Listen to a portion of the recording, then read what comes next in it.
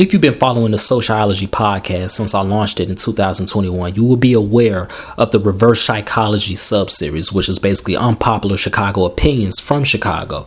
You will also be aware of the SAT, the SoCHiology awareness test, where I quiz random Chicagoans about different questions in regards to Chicago history and culture.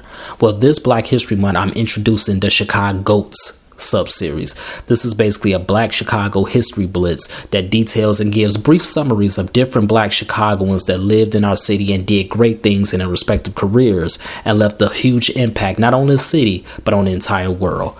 So without further ado, let's get into it. From Harold Washington to Harold's Chicken and everything in between and beyond, this is SoCHiology. On episode 106 of SoCHiology, we talked about the first publicly known Black Catholic priest in this country and here in Chicago, which was the priest Augustine Tolton. There's a long list of impactful members of the clergy from Chicago, especially in the Black community, and that could be a series all by itself.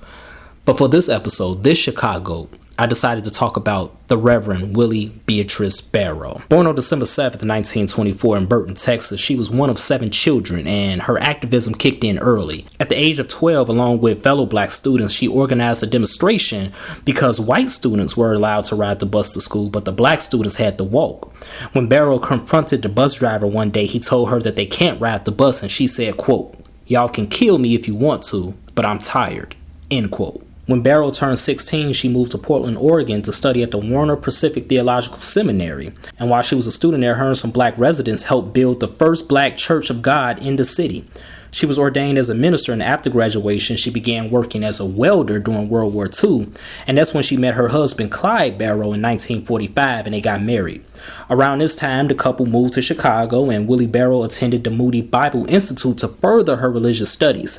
They lived on the south side, and she taught a youth choir at the Langley Avenue Church of God. In the 1950s, her activism went to another level. That's when she began working as a field organizer for the Southern Christian Leadership Conference. That's an organization that the Dr. Martin Luther King Jr. was in charge of. Not only that, but her and the Reverend Jesse Jackson were also in charge of the Chicago chapter for the Operation Breadbasket, which would serve as a precursor to Operation Push after Jesse Jackson and Ralph Abernathy split ways. Willie Barrow was definitely opposed to the war in Vietnam. She was not only an activist for Black people, but she was very strongly vocal for LGBT community rights as well as HIV and AIDS victims. In the 1980s, she campaigned for the Mayor Harold Washington and worked for the Reverend Jesse Jackson's presidential campaign in 1988. But it was in 1984, 4 years prior, that Willie Barrow would become the first woman executive director of any civil rights organization when she became the CEO of Operation Push.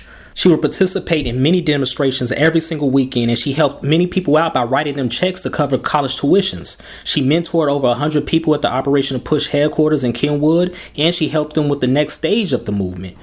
Reverend Willie Barrow was also a co-pastor of the Vernon Park Church of God in Chicago. She helped raise money for assisted living, and she helped fund many after-school programs. One of her biggest focuses was gun violence in Chicago and the changes to the Voting Rights Act that took away the rights that the Selma marches helped create.